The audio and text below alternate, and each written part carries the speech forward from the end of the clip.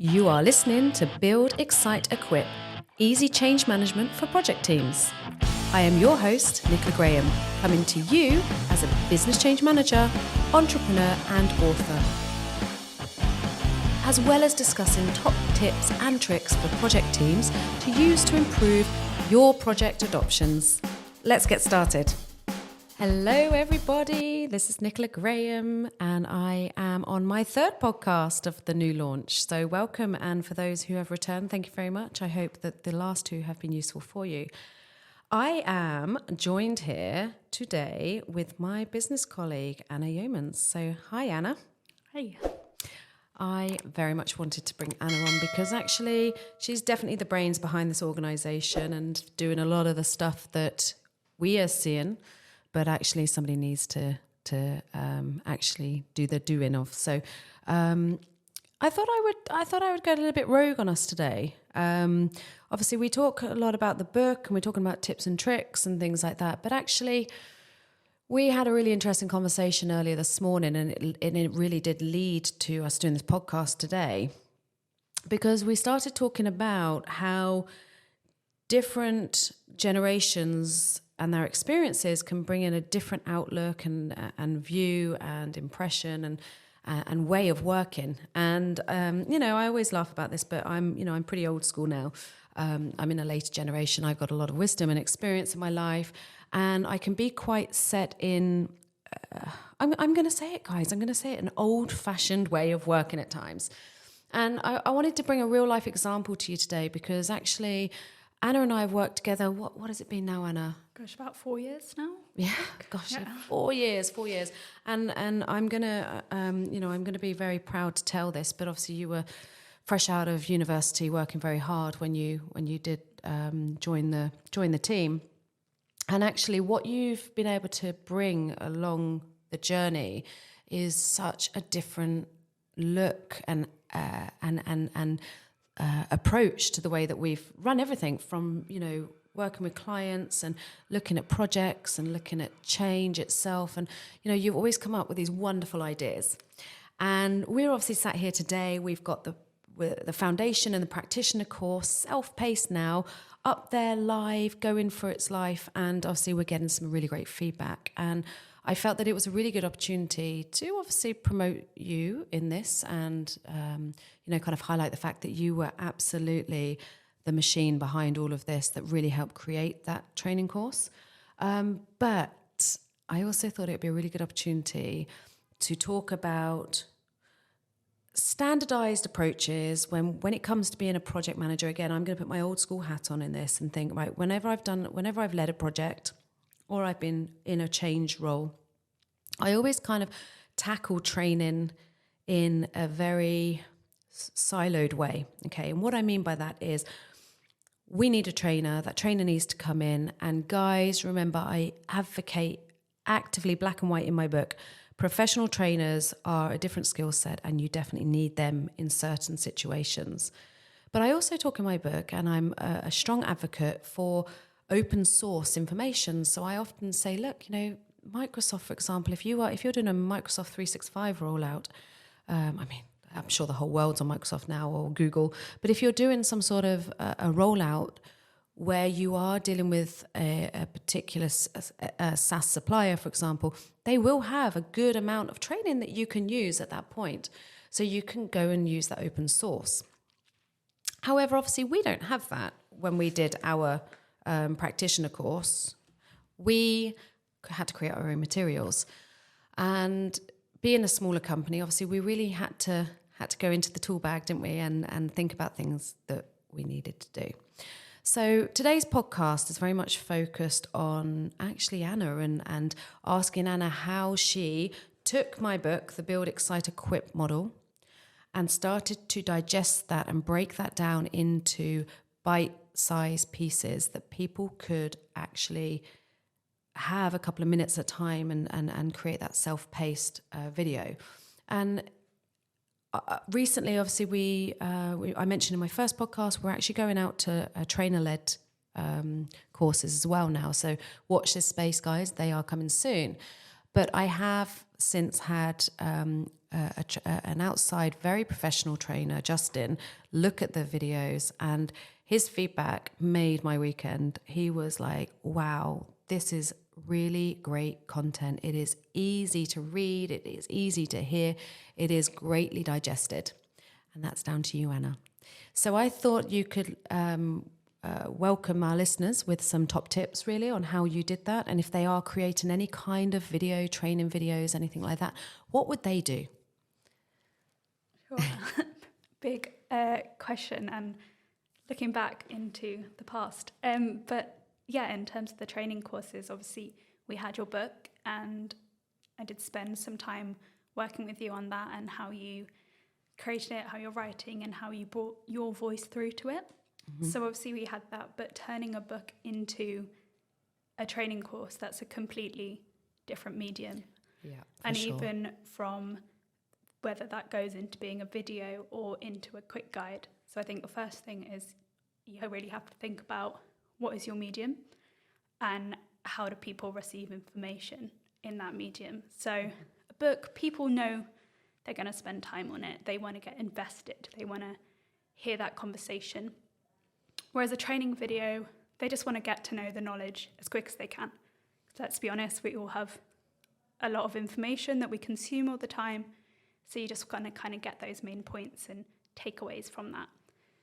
So getting that long form written conversational content into a very clear training video was the first challenge, for sure. One thing for training videos, I would say, is you have to make them, as I say, clear. You need to make them concise.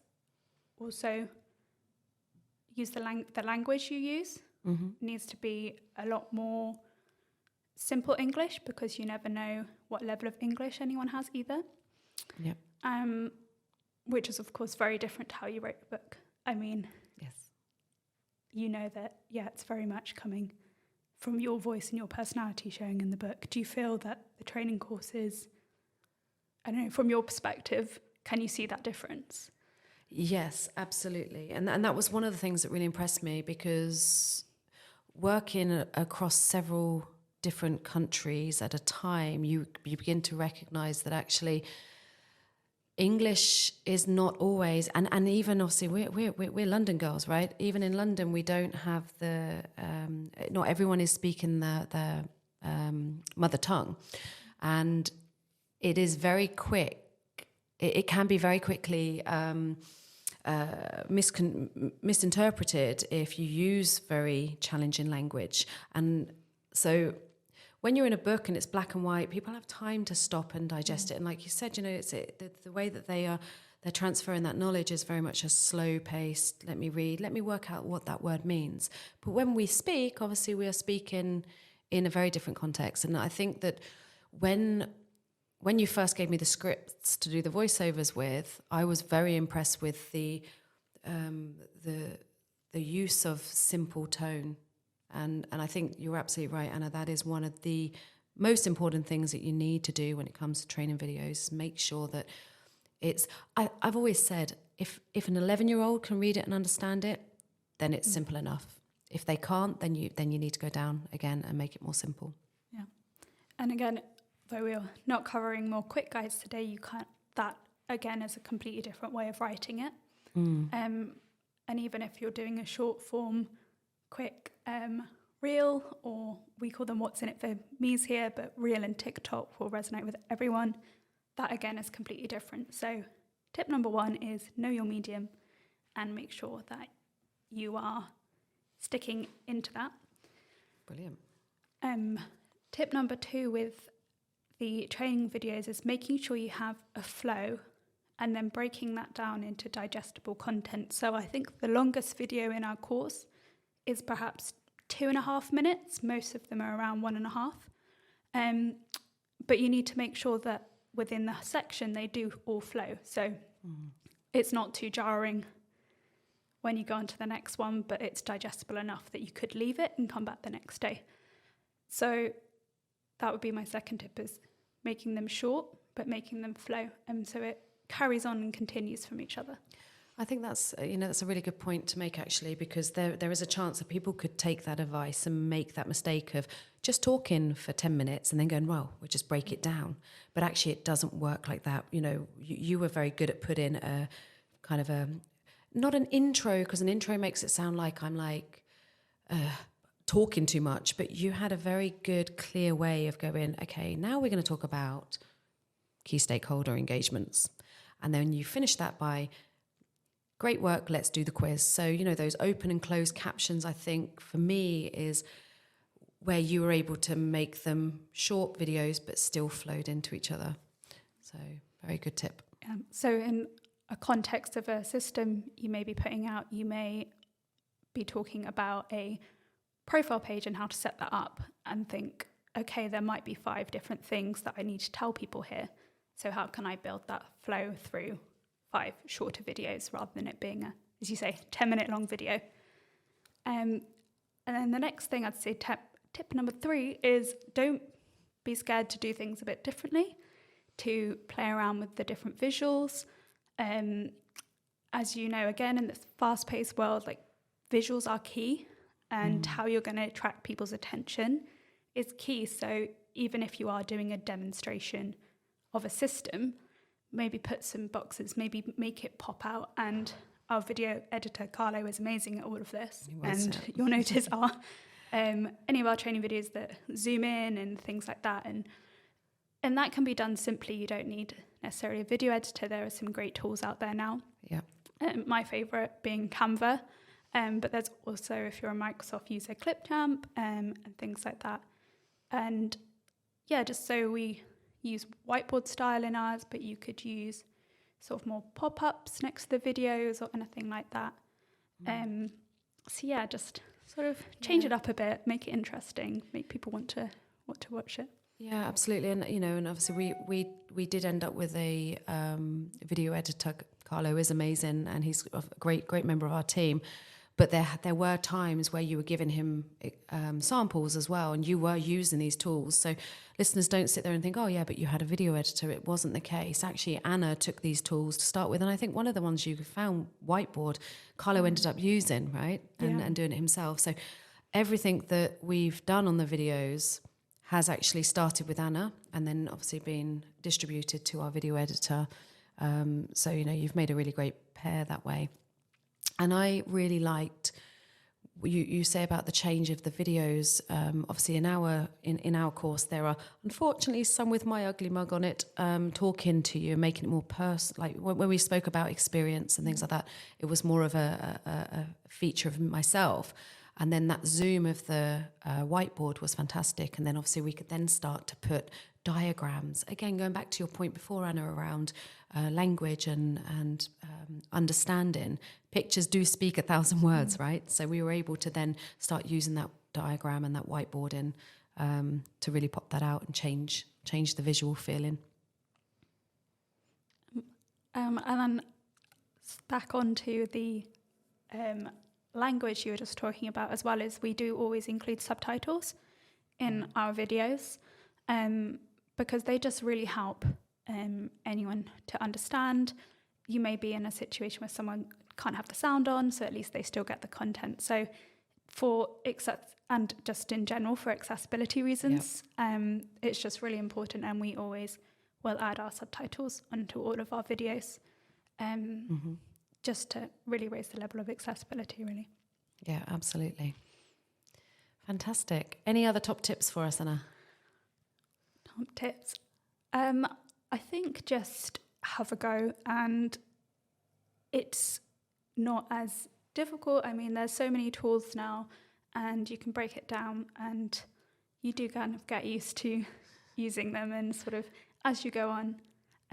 But I do think the shorter training videos are really working well. I mean, we've all been in the situations on a live demonstration, right, trying to talk through a system with some blank cameras. So trying to shake it up and make people want to watch your stuff is the most important thing, I think. I think I'm going to add to one of your top tips, and this is an observation more than anything. Playback speed is amazing. So poor Anna has had to listen time and time again to all of the scripts and the videos that we've created. I mean, what did we do? About 200 short videos in that course? Yeah. And you've obviously had to, give direction to say, right, cut it at this time and, restart it at that time. And through that, I know that you've got very good at listening to me on 2 times. I think we're on 2 times speed now, aren't we, Anna? I mean, unfortunately, you can't go above 2 times speed. Otherwise, I think I would. Even when I listen to podcasts or YouTube videos now, 2 times, it's not quite enough. We were just laughing. Carlo, our video editor, is probably going to really enjoy this podcast because he doesn't have to listen just to my voice for a change.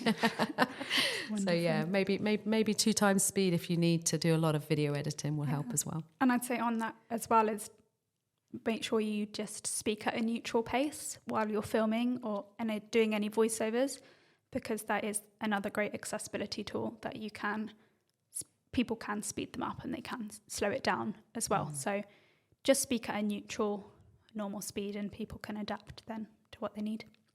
Yeah, fantastic. Well, that's amazing. So if you want any more top tips from us, actually, firstly, thank you for joining us today, Anna. I appreciate the last minute podcast that I got you to do today, but I knew that you would speak so well about exactly the experience you've had.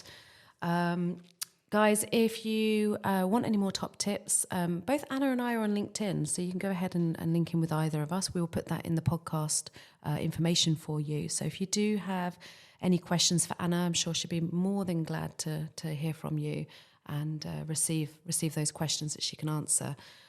Make sure you sign up to our podcast if you want more of these top tips or just have conversation with us. And we're always looking for real life examples where we can give you our experiences and how we're feeling on our own journeys. So until the next time, we hope that you have a wonderful day and a wonderful week, and we will see you soon. Thanks and bye-bye.